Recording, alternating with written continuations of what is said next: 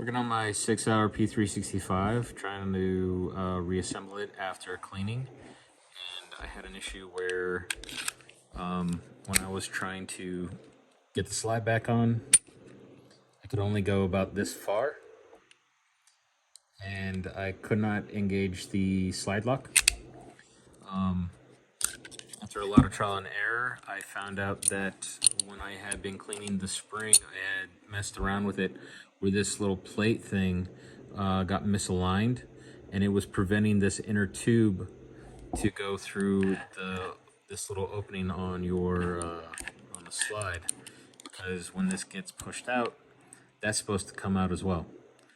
And something was hooking this up, and I think the little plate was misaligned, and it was preventing that tube to go out. And by doing that, it made it so that the slide could only go so far onto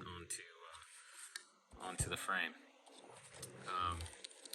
So if you're having an issue, if you're trying to reassemble your gun and you have a guide rod spring like this, just double check that that thing is seated properly. There's actually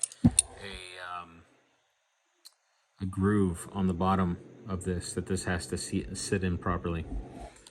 Just make sure that that is seated properly, and then you should be able to go.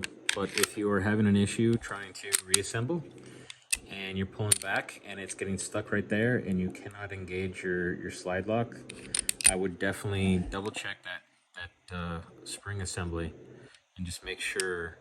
You might be able to see the little groove, maybe not. Just make sure that it's seated properly right there, and that this inner tube guide on the spring assembly is able to pass through that opening, or you're gonna get caught up.